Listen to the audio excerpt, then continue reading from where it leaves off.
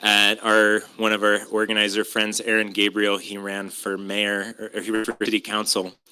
First a gathering around his campaign, and then we realized that we had a deep connection through the Water Unity Network that had our friend Elizabeth has been a really active member of Open Civics and of this community. And so Angela's a water keeper and is going to offer a little bit of a land acknowledgement and prayer.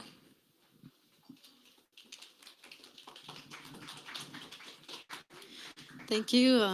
As Benjamin said, my name is Angelique Rodriguez. I am of the Ute and Apache lineage, and I just wanted to give thanks to the stewards that came here before, who held these lands and who have maintained these lands long before many of us were here, and that is the Cheyenne, the Arapaho, and the Ute tribes, and want to give honor and thanks to them from our hearts spiritually, and to welcome them. I feel like there's always extra chairs, right, for everyone to be present here. So I don't know if I'd really say that, but I will offer words as we continue and engage this weekend, and as we step into next week, to remember that the lands that we stand on were not conceded. They were taken. And there comes a lot of privilege with land and real estate in this world, and there are many who are going without. And that's not the piece I want to focus on, but what I would like to focus on is these empty chairs and who could be occupying those with us, and extending those invitations and opening our heart to the people who are still here, to us who are still here. And thank you on behalf of being a Ute. Thank you for having me here to share this space with you here in Boulder. And I look forward to exploring new ways of developing these bridges and these relations between the peoples that are here and our front lines, even here in Boulder, since there are many who are dealing with ice issues and such. So these are the things that I would like to dream in and invite you all to dream into as we walk this path and this journey together. It makes me think of an African proverb where, when they say, oh, the person over here, they're going to get the prize, and everybody's racing to it. But in the proverb, the way that it expresses is that they all hold hands and they get to that finish line together. So as we are ascending and reaching for up here, to remember to stay grounded and remember whose soils and whose ancestors we are upon, and what has been conceded and what has been taken. And let's hold space in our heart, and as these developments and as these inspirations come, for our relatives, so that we can all be here. Thank you. Thank you, Angelique. And with that, I want to invite up our first panel. Nathan and Will, Damaris, love to have you up here. It's going to be hosted by our friend Crystal, Scott, Azuraye. Yep. So this is our first opening conversation around local economies, and we are blessed with guests who've come all the way from Kenya to be with us, some local Boulderites, some digital nomads, and I'll hand it over to you, Crystal.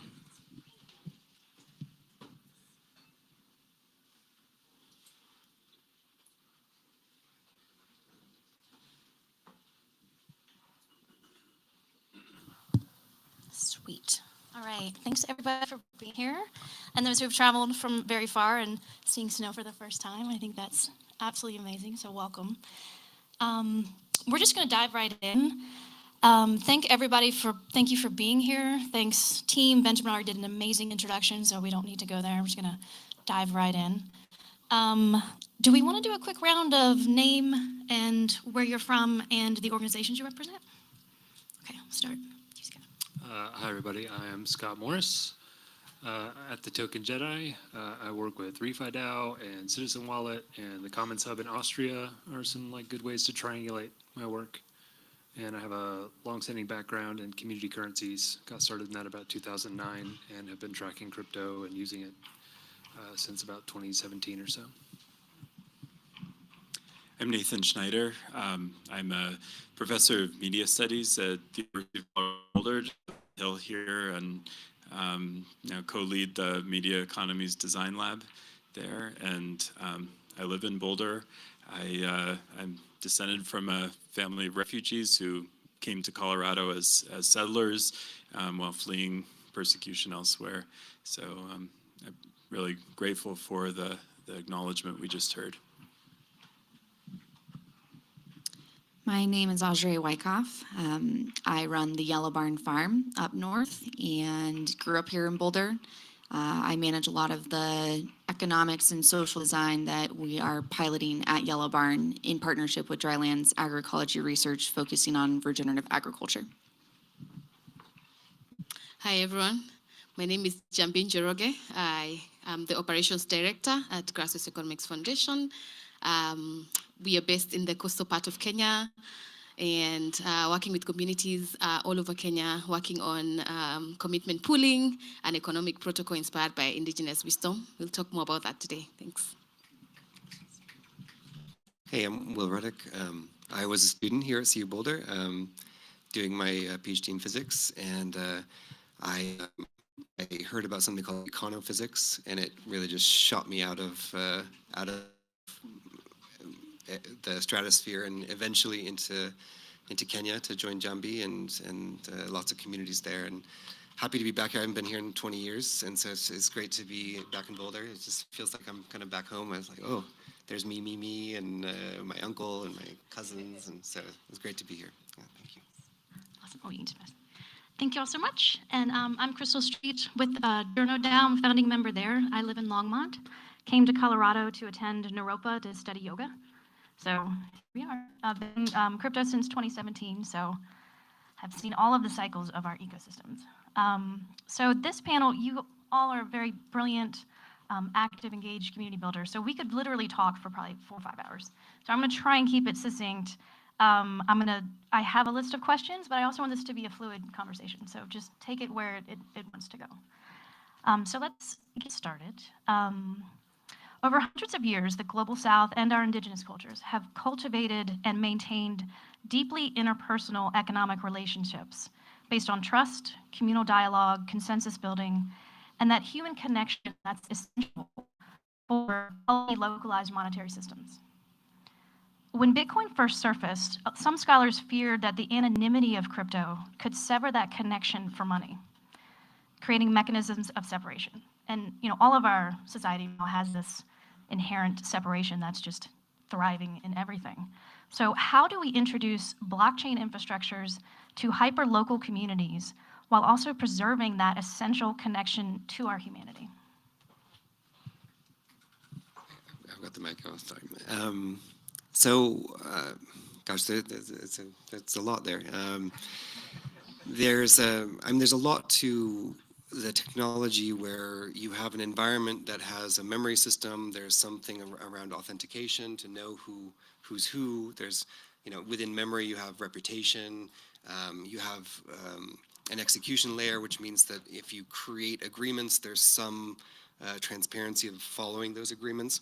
And those are all things that would be in a community.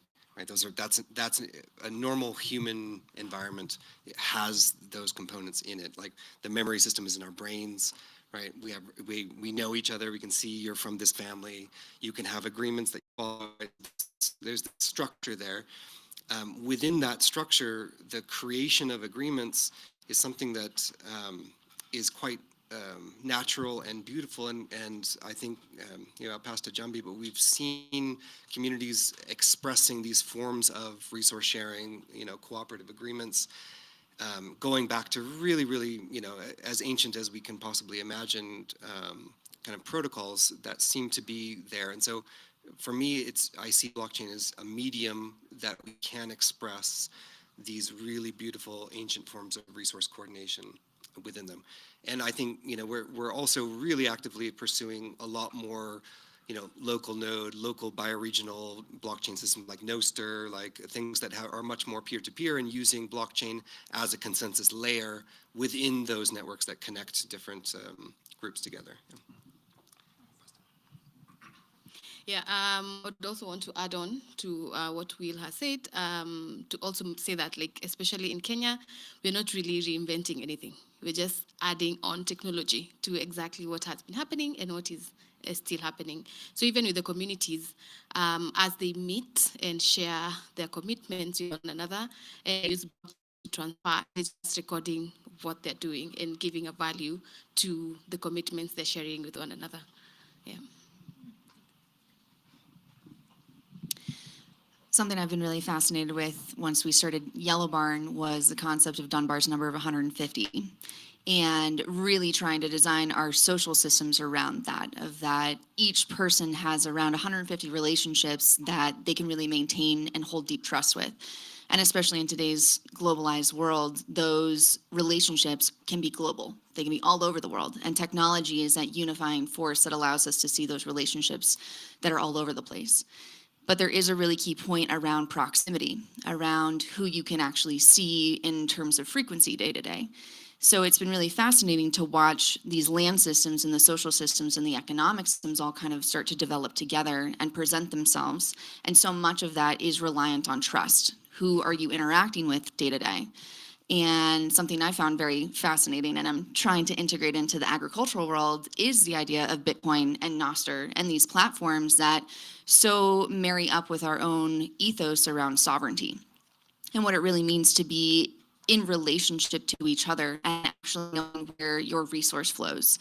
And getting farmers to understand what it might mean to accept Bitcoin for meat or something like that has been a really interesting journey. I can't say that we're quite up and running with all of it, but we've kind of started thinking about having like treasury of Bitcoin that we can actually start either creating a local currency that's pegged to that has real value, and creating an insulated economy within the farm ecosystem. So any of the services or products you might buy can be done with this local. So very much related to trust.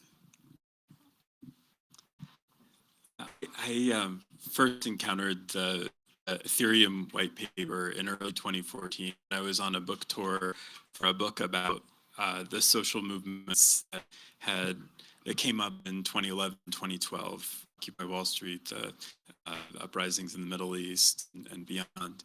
And I saw the book was all about like the democratic experimentation that was going on in those spaces, those communities. And by that point, that experimentation had been lost because the physical space was lost and were lost. And the digital spaces that people have been relying on not equipped to enable that experimentation to continue. And so what I had seen, what I had gotten to see through those movements had disappeared, at least from my view. And I thought this technology could be a starting point for continuing that kind of experimentation. But it could also be a tool for a lot of other things, for some very dark sides of human nature. And I think we're seeing a lot of that today. And we are very much in the middle of a contest over this technology and what it can mean. This takes me back to, the kind of struggles that were going on in this land 100, 130 years ago.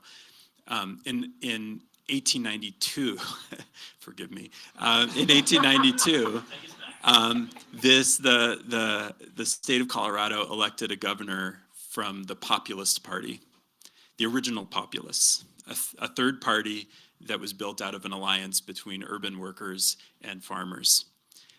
They built on a practice of organizing workers and organizing rural cooperatives, building a movement that created institutions like down in Denver, a over $130 billion cooperative bank that enabled the Rural Electrification Act of 1936, which was how the farms that my grandfather grew up on finally got electricity. And so we have a long legacy here of building decentralized, community-owned infrastructures, but you have to struggle for it. You have to do it intentionally. The technology won't do it for you. And that's what those people understood. They worked for decades and decades to make sure that they were building democratically, not autocratically. And at the same time, struggles over money and the nature of value were at the heart of it. You know, the speech with which William Jennings Bryan tried to co-opt that populist party for the Democrats was the Cross of Gold speech. The question of what counted as money, gold, silver, you know, our mountains are full of ghost towns that were made ghost towns by the demonetization of silver. And so the question of what counted as value was the heart of that movement as well. And so there's so many parallels that we are reliving today, especially as the policy situation is changing around this technology that we're gathering with. But there are no guarantees about what ends up happening with this. And I think we need to learn not only legacies in places like this, but around the world, where there's so much to learn from about how to build the truly, you know, community-centered, accountable economies we need. Dang. We're not going to hear about the Electrification Act of 1936 in my comments. I'm very sorry to disappoint. Okay, I'll but bring him back. Thank you. I'm really almost there. Yeah. Let's see. So to me, it's about, you know, first off, what is money? I really prefer Bernard Lietaire's definition of what money is as an agreement within a community to use something as a medium of exchange. And I like the definition because it's very functional. It includes all the key ingredients, right? We've got the community, and it's an agreement that is like doing the heavy work there. And then a means of exchange around what, right? Around using the resources available to accomplish the shared purposes that we have together. And so it becomes a collective question of why and purpose, and what is it that we need to have more of, and where is the pain in society that we want to be alleviating, you know, and we get to come to those questions afresh, right, rather than being stuck in the legacy infrastructures and systems and governances that are clearly separated, have a different set of priorities than we do. So these kinds of systems provide us new avenues to express where those priorities are and provide us with enabling infrastructure to then take action around that by putting our own resources behind that through mechanisms like commitment pooling. And then, you know, you have community currencies there that then just amplify those impacts by keeping that currency circulating in the community time and time again, so that you get 10 times, 20 times the performance of state fiat currency in the same period. So it's what becomes really incredible is the way that you can take those kinds of benefits and translate those into, you know, incredible value propositions like what I've heard you've got going on with the farm that are very compelling for community members to engage, because they see that their bottom line is going to benefit by participating, and they're going to feel more valued as a human because you bothered to care and bothered to ask them and bothered to want to help their business, you know, like that's what it's about for me. I think that the common wealth building as the common bond. Nice. Very good. You kind of also just answered the question I was going to ask. So, no, that's good. We'll lead right into it. So since a few of you touched on what, you know, counted as value and redefining money, you know, fiat currencies are collapsing or transforming or transitioning, whatever you want to call it. What is the biggest pushback when you work with local economies and local businesses or city councils? What is the first reaction when you're beginning this conversation? Because narrative and language is such a barrier besides the tech. And then when you get into the tech conversation, it's like whoosh. So what is the biggest challenge that you're seeing, and how do you solve that challenge? My experience working with local business owners, so I'll just tackle that front, is they don't understand what they're going to do with this stuff, right? They're like, okay, so you're talking to me about some token, right, to be polite about it, right? What am I going to do with this stuff, you know? And most people's conceptions and prior experience of crypto have been just, it's a nonstop scam town. So they don't have a chance to see how we're able to build more like value sovereign systems on that same infrastructure, right, without it being a scam. So you have to be really clear about the value propositions for their participation and how, there are use cases for them to utilize the system to do things that they can't do already. So it really has to be about that additional utility, and as Benjamin alluded to earlier, spoke to, was the expressive capacity, right? Getting them to understand that participating in these systems, right, is an act of solidarity and has compounding effects, right, all around the community.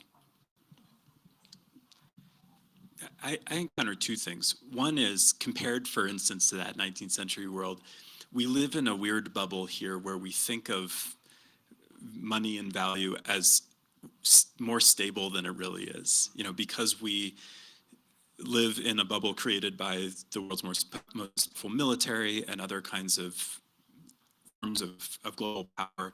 We impose instability elsewhere in the world in order to produce an illusion of stability here.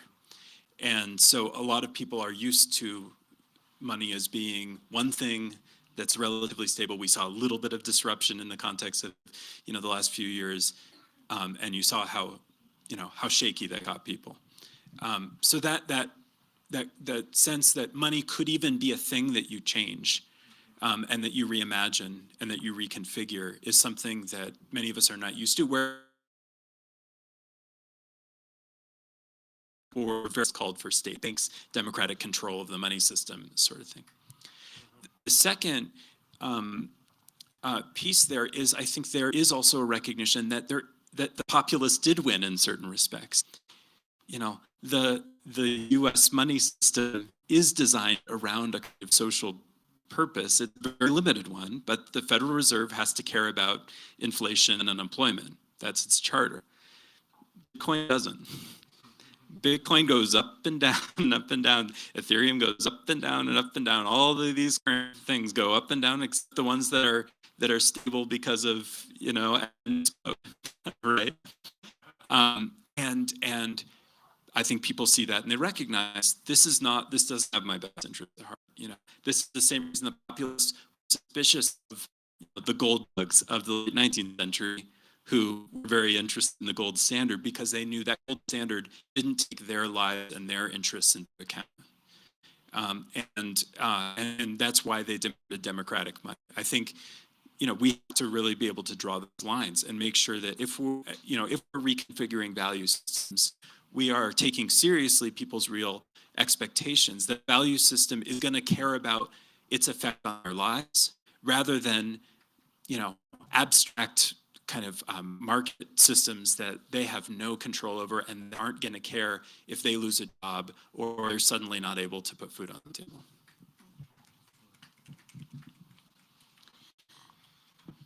A lot around the words we're using. So much of that really has to come from shared language. And when you're talking to people in the agricultural world, you can't talk about money and Bitcoin. And I think, generally, really most of us today, we have a really damn relationship with money. There's a lot of pain around those topics and those conversations, and even bringing up the word money, especially in just the world that I come from, it's like everyone just tracks and they don't want to go there, let alone being able to really get down to the root of what is truly value. And our base economic system is actually, the foundation is based on labor. It's based on our bodies and our physical capability of creating something. And I think coming back to that always feels really critical. All the other stuff is kind of extracted from that. But this kind of reminded me of, I was traveling in New Zealand, and this was actually really when I learned about Bitcoin and got a really beautiful deep dive from some brilliant minds in that world. And as I had been traveling through New Zealand, I had been staying with a couple different people. And I kept thinking, man, I really wish that I had brought some seeds from the farm to be able to gift them, and just a beautiful gesture to, share something from my culture. And after I came back from this little Bitcoin summit I got to go to, I revisited all those people and I helped them set up a Lightning wallet and I sent them a little bit of Bitcoin and I said, you know what, these are the seeds that I can give. These are the little seeds that can get planted and just people just hold on to these, just plant them and just watch them. Don't do anything with, don't try to sell them, don't try to make a buck, but just understand what the value system is and you can watch that. And something I really found interesting as I started to learn about Bitcoin is that Bitcoin's not fluctuating. It's people's belief systems, and it's the dollars that people are putting in. Bitcoin is constant. And if you actually pegged your value system and started transacting in sats and Bitcoin rather than in the dollars, you actually see that that stays pretty static. It's only if you want to take it out of Bitcoin and transfer it back in dollars that you see the volatility. So that was a really interesting mindset shift for me to really understand, saying, wow, this financial mechanism, something I've really been looking for to get us off the US dollar standard, actually functions a lot like mycelium. It functions a lot more like nature. It's almost like a sponge that can absorb the excess liquidity we're seeing in the market right now. And once you do that and you're actually pegged to something that is finite rather than infinite, and stop trusting in a third-party agency that can just print dollars that aren't actually pegged to anything of value, you're seeing we can actually hold that value and recognize really what that stems from, and that we can plant those seeds, and that can actually grow and appreciate, create more value as more people come into that ecosystem. So for us, with the communities that we work with, it goes down also to language. We try so much not to talk about, to call them money, to call money. So I'm going to give an example of a group in the coastal, in Kilifi. Kilifi is one of the coastal towns in Kenya. So there's a group called Kiriba. Kiriba, for a long time, they've been meeting to exchange their commitments. So each person has something to offer one another. And before now, commitment pooling, well, before formalizing their commitments, Peter would call upon his neighbors to come and help build a house. And so after the house is built, they would share a meal. And then the next day, they would go to someone else's house and, they would till land. And so now what we're doing is formalizing those commitments. So after the house of Peter has been built, Peter will pay them with his own commitments. So narrows down to language. So they're calling vouchers, their own commitments. It's now different, for a long time, when before, like we've had instances of, when you say money, they want to hold it, they want to save it, but when it's vouchers, there's a lot of circulation, which is good for them, it's growth. And I'm sure we can add more. Yeah, thanks. Yeah, that's been over years. We came in through this route of community currencies and all kinds of, original Bitcoin wallets, and working with Bancor back with Scott in the day. And what really ended up having a lot of traction is what Njambi's talking about, where we would go into communities and say, well, first of all, what are you trying to do? If you're a business, what's your vision for the next year or half a year? What are you trying to do? And looking at their current reality, what kind of resources do they have now? Looking at the tension between those two things and saying, where now compared to where you want to be, and looking around to the community around them and saying, okay, together, maybe you don't have resources right now to get there, but the community does. And then the question was always, instead of introducing currency, the real question was, how did your parents do it? Or how did your grandparents do it? What did they do? And in Kenya, we're talking, 1-2 generations that have experienced currency the way we have it today. And so they've got all these traditions, and we've been diving into those traditions, and that's really been the key to, even just unlocking some of these words. Like Mweria is throughout all of the Bantu languages.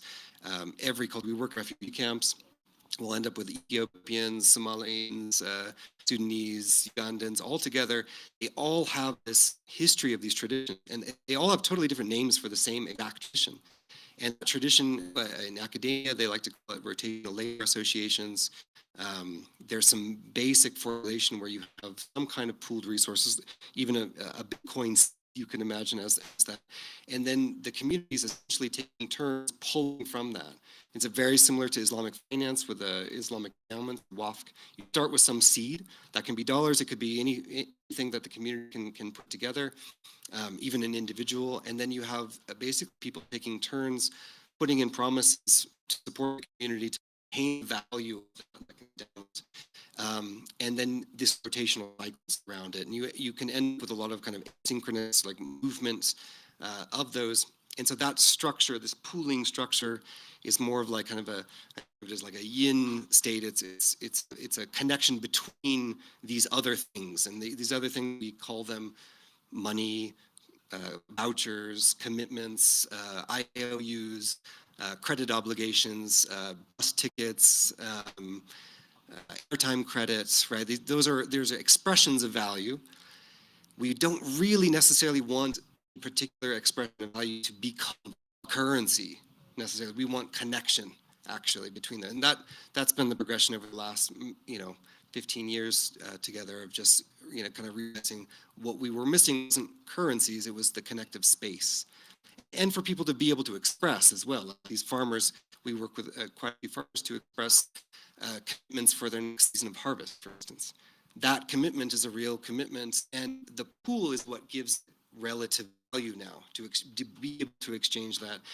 And when we're working with businesses, we talk about pre-sales, production financing, right? So can John make a commitment for next cacao harvest? Can that be pre-purchased, right? That commitment now is sitting in a pool that can be taken by the company that needs to do fermentation on her cacao beans, right?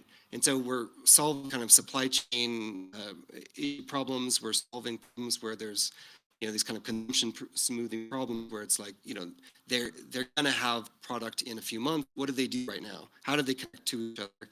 And that's in urban areas, we work with gift cards a lot. We just say, would you like a free gift card? Here's a way, make little ERC20 tokens, that's your gift card, with a little app where they have gift cards, and then anyone can create a pool that connects those gift cards into other gift cards within the community. You can swap, and you can have stable coins. And now we're super heavy. The last year on stable coins has been huge. We can go in and out of national currency instantly in Kenya. Like I can play crypto to pay my gas instantly right now. It's really amazing in Kenya. It's really, really been a huge change. Yeah. That's amazing. And you just laid the groundwork for the next question. So thank you. So in a post-growth era, and we can kind of debate where we are in that post-growth or if we're there yet, we'll have to turn to these local economic frameworks for sustenance and survival. Just touch on that. And what I'm curious about, since we're in this period of acceleration right now, how can we apply mycelial networks or any relevant aspect of biomimicry to our local economic frameworks to create this more holistic, cyclical, resilient monetary system that you're talking about, that you're all working with? I'll be the protocol in this pooling algorithm that we've been working on, it basically involves curation of what's valuable around you. That can be dollars, it can be Bitcoin, whatever you find valuable as a community or as an individual. There's a valuation process, like what is the price list? What is the relative value of those things? That can be pushed out to an algorithm like what Bancor does, or Uniswap, where you have, automated relative valuation, or you can set static rates. We start usually with national currency rates because everyone knows them. You have a relative value on national currency of all the stuff in your pool. And then you have limitations on how much any one of them can be transferred through the network, right? So you kind of de-risk. You wouldn't want, $1 billion worth of Njambi vouchers necessarily. You want to balance that across your network. Then you have exchange mechanisms with things like fees, so you can have liquidity fees. So that basic idea of pushing that through folks like who's the one who does value flow? Lynn Foster? Yeah. A lot of folks looking at things like mycelial networks and how do they do similar types of protocols? Like what is the fungi doing together with plants? What is that transport mechanism look like? So that's been part of my inquiry, and just like down to really, really simple protocols on things like, even looking at things like no stir. What are the simplest messaging protocols we can use? What's the simplest protocol we can use, and building on that iteratively? Yeah. I was going to give the example of the plants, Three Sisters, and how it relates to what you're doing now. Like, for a long time, our sisters have been growing the maize, the beans, and squash together, and the sharing of the nutrients is exactly what you're doing, and exactly what you talked about. And they're helping the mycorrhizal fungi, like how much of the phosphorus does the squash need, and how much of nitrogen does the is need. Yeah. So, and even that under the ground, on top of the ground, same thing. The squash will cover the ground. The maize will offer a nice way. I mean, it will enable the bean to support itself. So it's just the same. And also gonna give an example, like on the ground, it's amazing. When you see them doing this together, like groups of women coming together and really putting their resources, offerings in one pool and exchanging with one another, and then eventually seeing different pools exchanging, interacting through a common market day. They meet there and they're like, oh, we are missing this particular offering in our pool. We get it from this other pool during this market day. It's beautiful on the ground.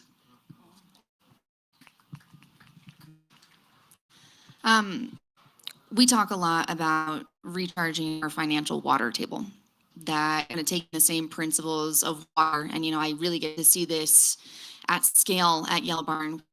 Dryland Agroecology Research, DAR for short, is doing, is really digging ponds and making sure that water can flow to the ecosystem, and going to need a certain amount in different kinds of, and if you think of money in the same way, the same principles. We have this lake we're all pooling together. I mean, it's really cool to hear you guys talk about that, because in my mind, it's always just kind of been this metaphor, but to hear that there are mechanisms, people operating like that, that's kind of what I envision is like the next iteration for Yellow Barn is almost transparency and everyone being able to see these are the ponds and this is the ditch that goes through and this is how resource needs to move, and you can take some water out, but you also need to put water back in.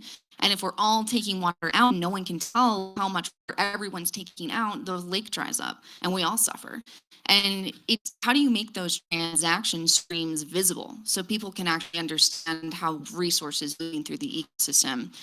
And that's, I'm really curious talking to all of you guys is how do we actually make that happen now? We're right at this iteration where so much of what we're talking about now is stacking functions. How do you know that the water can move between all these different businesses that all of us are a part of? So we're all paying each other for services or products or what have you that create these circular functions within the ecosystem. So an example of that is we have a little compost business called Lucky Pig.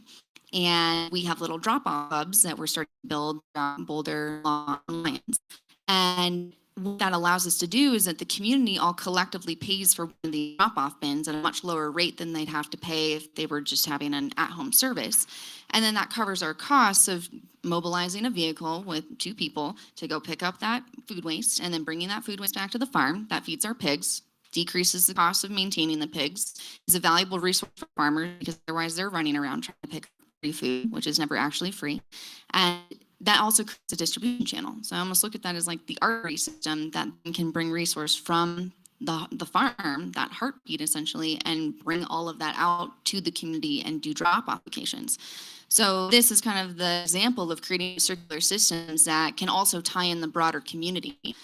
So, yeah, it's been cool. I'm going to sign up. That sounds awesome. This question reminded me of a moment I was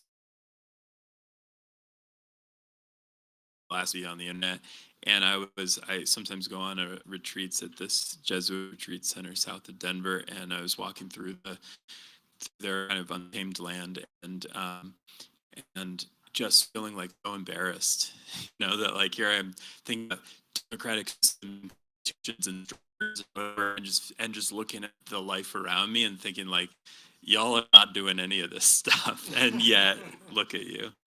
And so I think to me, for to answer that question, it's a sense of humility. Like we we have so much to unlearn, you know, and so much to learn as well.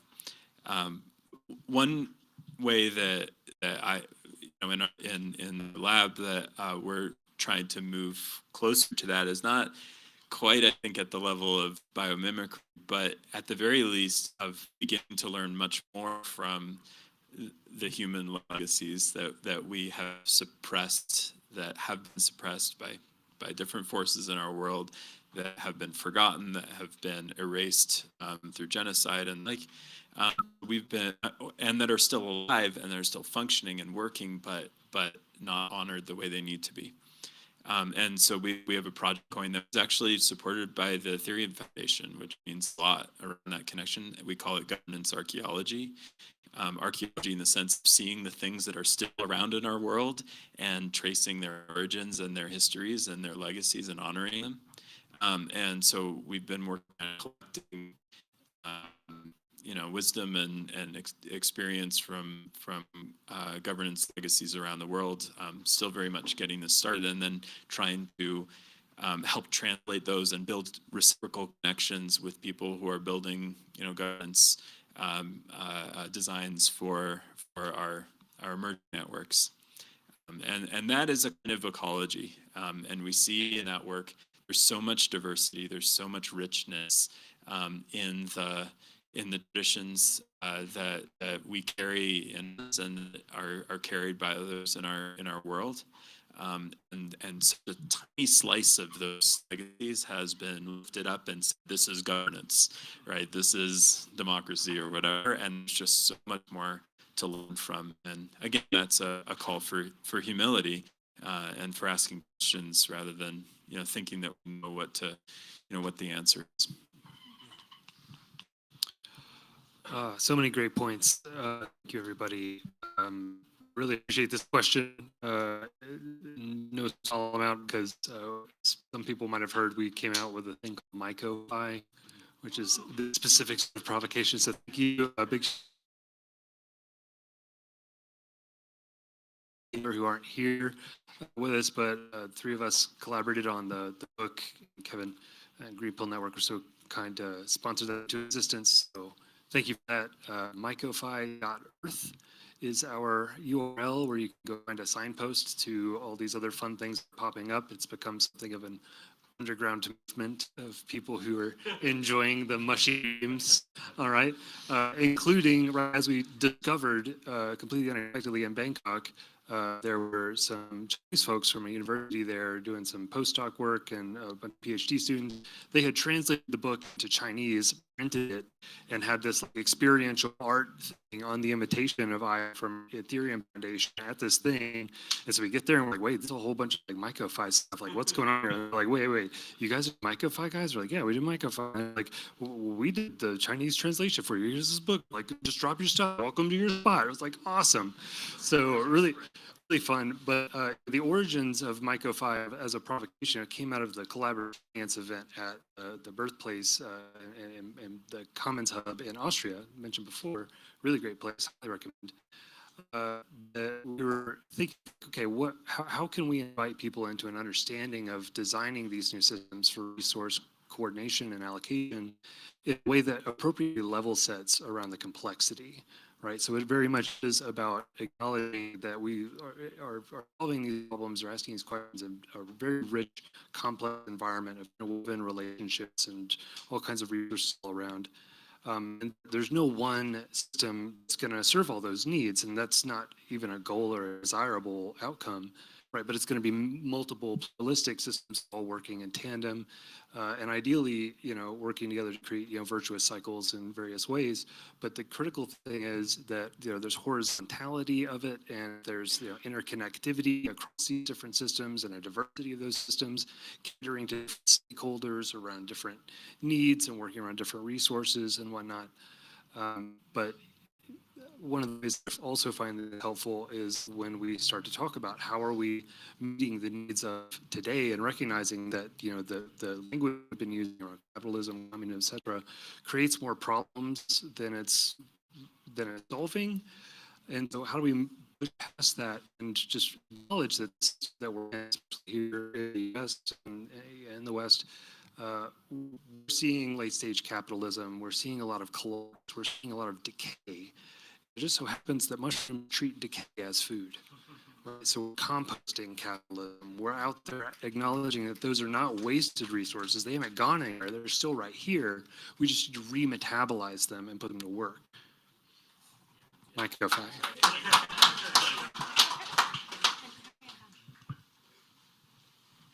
5 more minutes, maybe one more question. Okay, I could actually we could do this all day. This has been amazing. Thank you all so much. For the last question, late stage capitalism is collapsing, and I love composting capitalism. That's brilliant.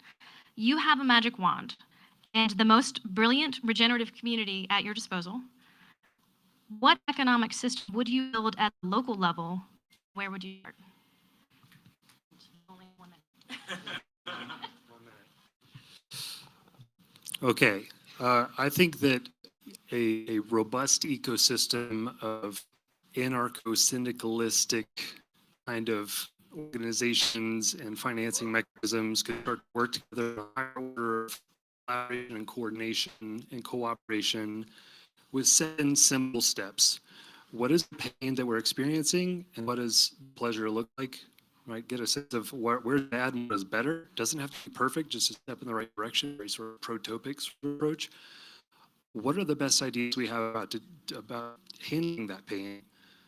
Who are the people who are championing the proposals to make changes around that? What are the ways that we're prioritizing those proposals, respective to the other ways that we could be allocating scarce resources? Who's allocating resources and how much into those top priorities? Here's the thing that we're doing to make the difference, and how can I help? And then lastly, what is the difference that has been made in our coordination time frame?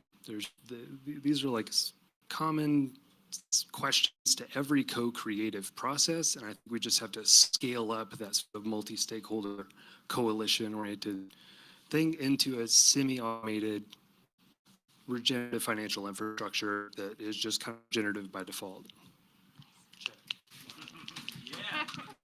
I promised I'd bring up the 1936 Electrification Act, so this is a chance. So that was a time where, farmers like my grandfather, they were not seen as a source of value for investor-owned electric companies. So my grandmother grew up in the city. She had electricity. My grandfather grew up in the country. He grew up essentially a century earlier because they had no electricity. And so for this one problem, which was a huge fucking problem in the United States, the federal government enabled local communities have capital access to solve their own problem. And they did, in a decade. Massive economic development success that we rarely hear about, right? My proposal is let's just do that for everything. Say that communities who know how to solve a problem they have, who see a problem that's in front of them every day, have, flows to be able to solve those problems together. That to me is kind of reversal we need. We need to be able to enable communities to solve their own problems, to be creative in ways that currently they really, really aren't able to. And we've seen that in crypto world, for instance, where there's all this energy and possibility around DAOs and so forth. The stuff you all experienced with DAOs is what we experience with trying to build cooperatives in other sectors than, say, rural electrification. It's that capital can't flow there because of the rules of the system, not because it can't in some principled way. It's because we haven't made the rules to enable that to happen. So I want to learn from those legacies, learn from those incredible success stories, and generalize them and allow us to apply them to everything else. We're doing it. We're just trying. It's literally just throwing stuff at a wall, seeing sticks. And I think it's really pool resources. The beauty with the farm is we're not just farming. We have a lot of little businesses. We are a bunch of different people coming from different perspectives, all thinking about a different way to do something. So I love hearing these ideas of how to prioritize. I think that's actually one of the biggest things is how do we actually start to shift our priorities as a society towards the things that are these foundational needs, especially around food. And how do we actually start creating regenerative systems that enhance that foundational layer so that everything else can grow from that?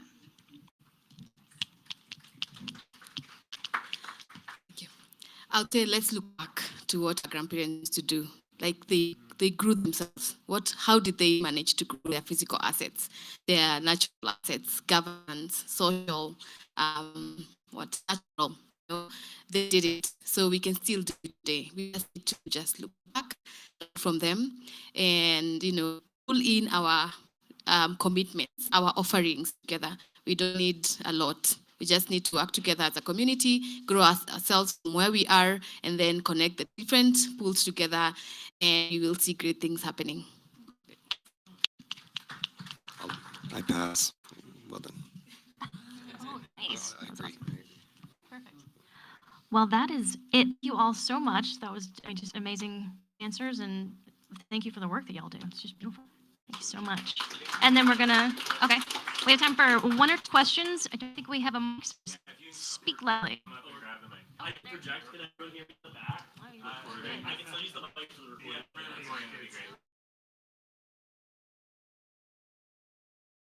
Ethereum, localism, this tension between the global and local aspects of economics. And I'm especially curious if you all think that what is the role of a global system of value, like what Bitcoin is trying to be, versus a local system of value, like community currency? Like, is there a tension there? I remember you mentioned having like a big reserve and then issuing local currency to buy it. I'm curious to understand the roles of a global system of value and local systems of value.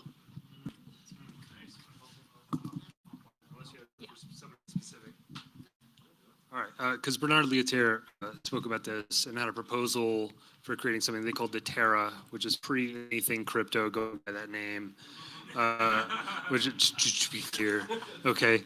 But his thing was that we're using specific currencies to denominate value in like international trade contracts, and doing that just like having certain currencies be your central bank reserve currency that you must have before you can print your own currency, kind of thing, gives a lot of power to that currency and its related systems. So no nation should basically have that kind of advantage. We should have an international unit of account that is only used for denominating value. It's not actually like a tradable currency or a speculative kind of thing. And that would be based on a global basket of commodities that in order to, be able to manipulate that market, you would literally have to conquer the world kind of situation, So that would provide a truly sort of stable value thing that's based on something real. And that seems like a nice idea. We could have something like that. I think you could kind of see BRICS as a step in that direction of, okay, at least now we're not just talking about having one reserve currency, but it's multiple reserve currencies. But yeah, as far as the locally defined stuff, my critical concern around this is if the dollar should crash, right? And we have some American experience of hyperinflation or whatever, how could I move to protect the value sovereignty in my community by having currencies that are not necessarily dollar dependent, right, or could be easily separated from that, so that you can have that floating exchange as necessary. And I also want to recognize and appreciate that right out of the gate, that's probably not the kind of thing that you're going to want to go talk to your local business owners about, right? Like that's not the reason why they're concerned about this. So yeah, I mean the locally defined value is I think best expressed in a commitment pool sort of format there, because that is the real productive capacity of the members of that community, and that is refreshed on a pretty regular rate. So other things outside of that are going to be more abstracted.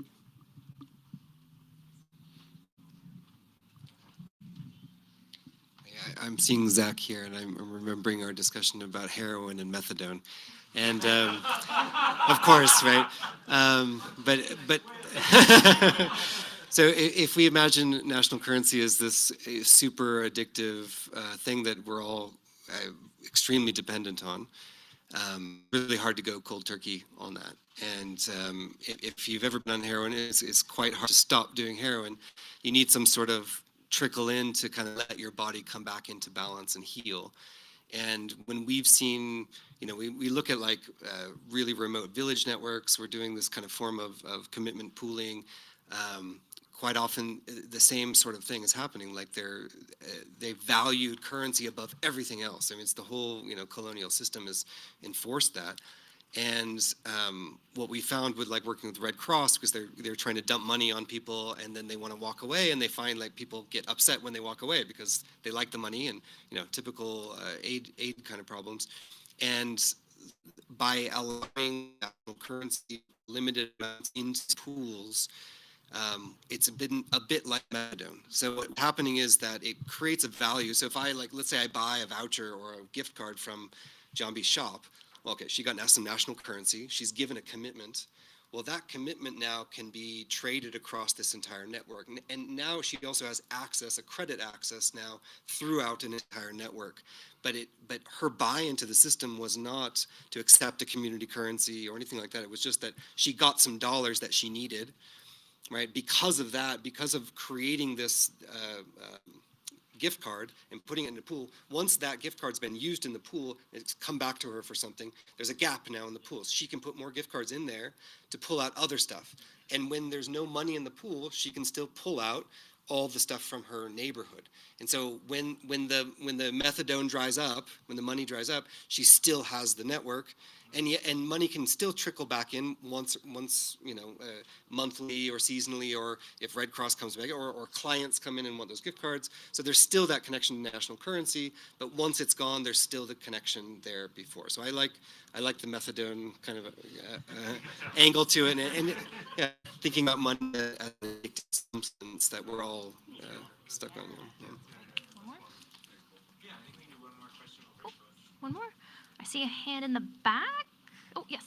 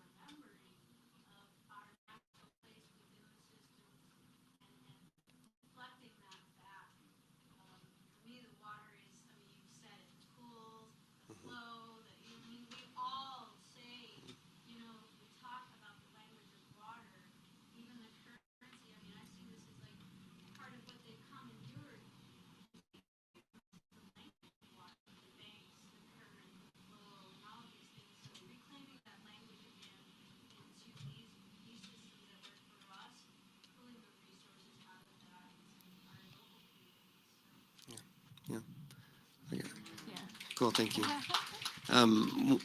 One of the things we've built into the smart contracts is the option to have the vouchers expire. We also call that demurrage. And as they expire, so like, again, Njambi's made a commitment for something. As it's expiring, she can also choose where those expired vouchers go. So there's kind of a recycling. This could be called a Gessel tax is another term for it. But generally this goes back into like a community fund, another pool. That as well, we've had local government have access to that as well, and that's been a good way to bring local government in these programs. So there's a built-in tax through expiration, and a bit of that goes to local government. That's been really powerful to working with local governments. Most of them don't collect any form of tax at all, so this is a way that help. And then on the stewardship side, with the Iroquois Confederacy, we've been really, so there's two main traditions in Kenya. One is this kind of heart pump resource flow pooling system, right? So there's this practice of resource coordination and pooling. And this is kind of like modern practice, which is like governance practice. And you think of it, the term for it is really just gatherings. Usually you would think of like an African fireside gathering where elders come together. They'll come for different purposes, sometimes across many clans, sometimes just within a household. There's storytelling, there's, retelling of history, educating youth, there's singing, dancing, but then there's things like clearing debts, for instance, or issues with infidelity or anything that's going on in the community. It's a huge piece of that. And so that practice of coming together and forming agreements that guide the heart practice, that guide the resource flows, that's been really key. So you have the resource flow agreement, type of agreements where there's this flow, and then you have the pools, and then you have something that's kind of steering those pools, right? How does the community actually come together and steer that into the next generation and whatnot? So that's been, the last few years has been really wonderful getting into that, yeah. Okay, no, I just appreciate this question so much because a guide for the Iroquois Confederacy legacy has been the artist Amelia Winger Bearskin, who's been a friend and collaborator, and she taught me to think about these smart contracts in relationship to the wampum belt. That would be the representation of something like an agreement, like including the Iroquois or Haudenosaunee Confederacy, and what, just kind of exploring those belts. Also, I've been exploring some of the more recent Indigenous artists' representations of this tradition and the way in which this is a living tradition. Is that it looks it has similarities to a smart contract, but it's different. So similarities is, often you would have cowrie beads in these wampum belts, and cowrie beads were like the first global currency, right? These that come out of the Indian Ocean, but their presence extended around the world before the age of colonization. And these beads, as a form of money, would kind of anchor agreement. But when you look at a cowrie belt, you also have to notice what you don't see. You don't see the minute instruction, the aspect of the contract. When I look at that belt, I'm not sure what to see. And that's because I'm not part of the storytelling and cultural tradition out of which that belt comes. And I love that sense that it's in sense sending a message about a different kind of contracting. One, that I think evokes what you just said, which is that it's a contract that requires the community to be cohesive and to be telling the stories of what this belt actually means. And I think sometimes we want to externalize as system people, as bureaucrat, as coders. Coding is my happy place too. I feel you. But we want to put everything in the code. And we forget that actually maybe this will be a more powerful agreement if we don't externalize everything, if we make sure, if the agreement only works as long as we keep our communities strong. Oh, nice. Yes. I just wanted to add one other thing that last phase of conversation was bringing up for me is, within this entire process of Yellow Barn over the last couple of years, we've gone through many iterations of trying to figure out what our own governance is, who are we, and there's many ways that you can tie in different ideas to it. And ultimately, we settled on making it into a church, and we call it the Earth Church. And that was such a pivotal change in the way that we were thinking about everything, because think probably for a lot of us as well, money and religion have been very big triggers. And it was just such a beautiful way for us to actually reframe the way that we're relating to the land, and that our service and our cathedral is to the land, is to all of the infrastructure that helps us create all this abundance. And we ended up actually creating this little business called the stock market, but like corn stock market. And it was such like a tongue-in-cheek play on the actual stock market. And the idea was that the community was pulling together all their resources to actually help cover the collective cost of maintaining the church, essentially. And that everyone's able to get a little bit of the dividends, you know, that come back from a healthy ecosystem. And that could be anything, a little bit of meat or produce, or it's education, it's community meals, it's community spaces. And all of these things coming together were such a beautiful way that we could reframe how we're engaging as community, how we're pooling our resources, instead of everyone saying, well, I only want to pay $8 per pound for a pound of steak. And we're like, stop thinking that way. We can't keep deconstructing things all the way down to these minutiae. And we need to look at it as a holistic system that all interplays from the water and the animals and everything that else is happening. And that really what we're paying for is the service, is the labor, is the knowledge that it takes to actually maintain an ecosystem like that. And if that's what we're focusing on, it completely changes the narrative of what the economic value is, and we stop emphasizing the commodification of all these things, so we can be back in right relationship with the land and with each other. And just wanted to share that piece. Oh, that was excellent. And what everybody's talking about here is this human layer, and it's necessary to protect that and make sure it gets baked into our technology as we evolve all of this. So thank you all for your work. Absolutely amazing. And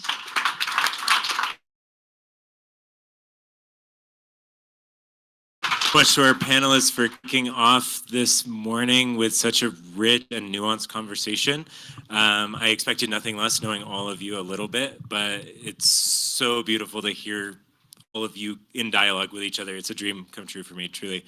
And in the spirit of tending the soil here in Boulder, I'm really grateful that we're able to work with local chefs who are sourcing ingredients from the farms in this area, particularly meat this time of year. So if you eat meat, all of the meat that's going to be served this weekend lived on this land, grew up just a few miles north of where we are. And so we got to actually send some cryptocurrency to our chef, who then sent that cryptocurrency to the farmers who grew the food that we're about to eat. And so we are now practicing the embodiment of so many of the conversations that we've been having already. And so we'll have lunch now for about an hour. We'll reconvene here about 1:15. And should be, everything will be written what is in it. If you have dietary restrictions, we have taken care of that for you. So there will be something yummy for all of you to eat. And thank you again to all of our panelists. Thank you so much for Crystal. Amazing questions, brilliant insights from all of you. So now let's go enjoy the abundance of this land, and we'll be back in 1 hour.